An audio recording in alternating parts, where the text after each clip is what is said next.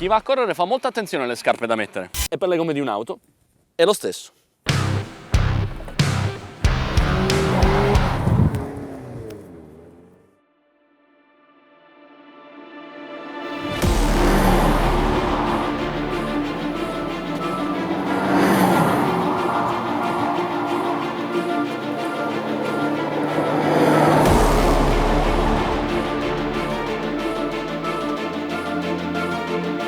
Già, perché è proprio dal contatto con la strada, sia quando corriamo che quando guidiamo, che nascono quelle tipiche sensazioni che ci fanno stare bene, ma solo se siamo in forma, o se la nostra macchina non è troppo pesante. Le auto moderne infatti sono molto isolate dall'esterno, molto filtrate. La MX-5 invece è leggera, anche in quest'ultima versione con tetto rigido, la RF, che aggiunge meno di 50 kg sulla bilancia rispetto alla Roadster, che tra l'altro non si sentono mentre guidate e ha quel fascino in più, tipico delle auto che vengono chiamate targa. E poi il telaio lo definirei trasparente perché lascia passare senza filtri le sensazioni che le gomme trasmettono al pilota.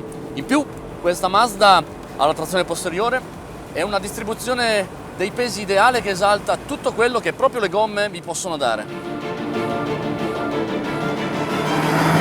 Ed ecco perché, soprattutto quando è arrivato il momento di passare dalle gomme invernali a quelle estive, bisogna saper scegliere che tipo di scarpe, tra virgolette, è meglio mettere a una macchina così, per gustarvela nella guida sportiva. I costruttori di pneumatici negli ultimi anni parlano tutti di gomme UHP, cioè Ultra High Performance. In questo caso sulla MX-5 abbiamo montato degli Hankook Ventus S1 Evo 2, uno dei modelli più recenti nella categoria, e quindi, per questa prova, ho deciso di darci del to sul serio.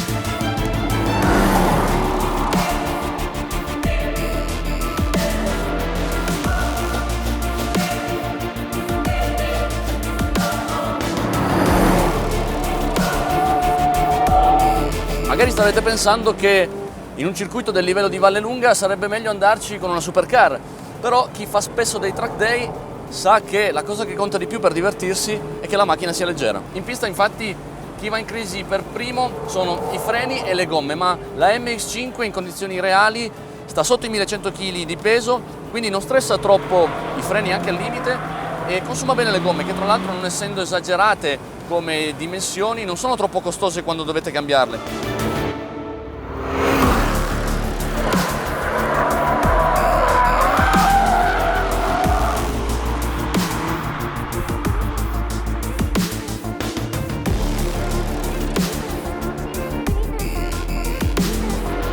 E questa è una cosa che aumenta il divertimento, perché quando guidate, anche esagerando, una sportiva con gomme di dimensioni non estreme, sapete che non vi costerà uno sproposito quando appunto dovrete sostituire le gomme, ma anche i freni e in generale tutte le parti che si usurano nella guida sportiva. E potersi godere una macchina al limite senza stare a preoccuparsi troppo dei costi fa una bella differenza. E poi le sportive che pesano poco sono più belle da guidare perché vi fanno sentire come si sposta proprio il peso, e cioè vi fanno sentire i trasferimenti di carico di cui si sente spesso parlare tra gli appassionati.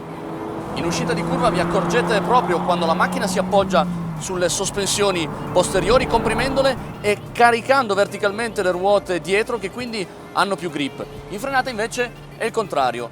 Il muso affonda, schiacciando le ruote anteriori e dando più aderenza. Stessa cosa in curva con il rollio, che aumenta il cosiddetto carico verticale delle gomme sul lato esterno, togliendo invece grip sul lato interno. Tutto questo è la spiegazione teorica, ma vi assicuro che l'equilibrio tra l'avantreno e il retrotreno di questa MX-5 vi fa proprio capire nella pratica perché è bello dare del tu alle gomme e sentire queste reazioni dinamiche. Lo smaltimento del calore, la precisione nei cambi di direzione ad alta velocità e i tasselli del battistrada con rigidezze ottimizzate sono le caratteristiche principali travasate in questa gomma dall'impegno di Hankook nelle gare del campionato turismo tedesco DTM. E visto che proprio in pista si riesce a percepire il limite delle gomme, anche se non stiamo parlando di pneumatici specializzati come dei semi-slick, si impara anche a prevedere l'allargamento del muso negli inserimenti veloci e ovviamente, avendo a disposizione una trazione posteriore con differenza autobloccante, anche a controsterzare nelle sbandate di potenza che tanto piacciono a noi appassionati.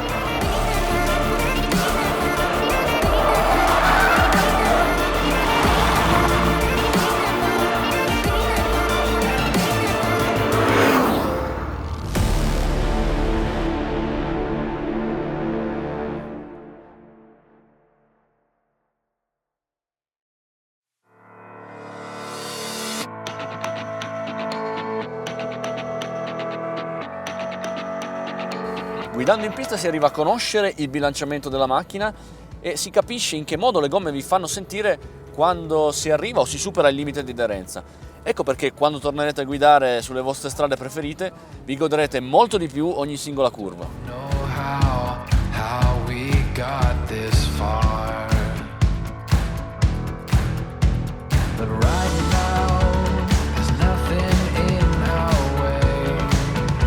La MX5 tra l'altro di suo è una delle macchine in assoluto più comunicative su un percorso di montagna, perché non è troppo lunga o larga e quindi vi fa fare le traiettorie giuste anche nelle strade strette, ed è sincera pure sul bagnato, grazie anche alle gomme sportive moderne come queste Hankook, che vanno a cercare il grip in bassa aderenza con la mescola che contiene silice e le deformazioni programmate delle strutture metalliche nella carcassa. E poi il motore 2000 da 160 cavalli della MX5 ha una grinta contagiosa anche a livello di suono e c'è un cambio manuale che vi fa commuovere ogni volta che lo usate. Da applausi. Accelerare, cambiare marcia, entrare in curva scalando. Con questa sportiva si inizia subito a prendere ritmo senza pensare ed è lì che la guida diventa una questione di sentire gli appoggi, le rotazioni e i piccoli slittamenti che le gomme trasmettono alla macchina e che arrivano fino al vostro corpo attraverso il sedile, i pedali e il volante. Peccato che la posizione di guida della MX5 non sia perfetta per tutti perché il volante non si regola in profondità e il sedile non si sposta più di tanto in altezza. E poi manca anche una regolazione intermedia dei controlli elettronici di trazione e stabilità per poter guidare allegramente senza dover per forza disinserire tutti i sistemi.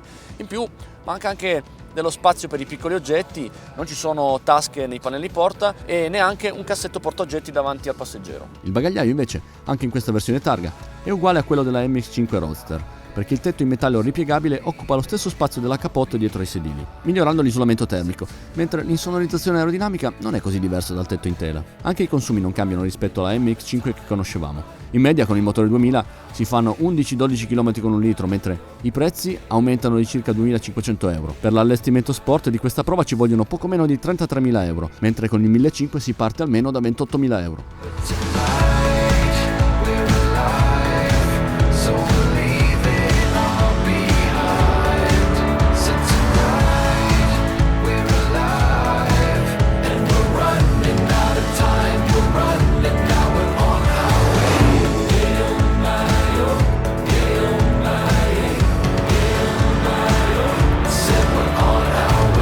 Sports car.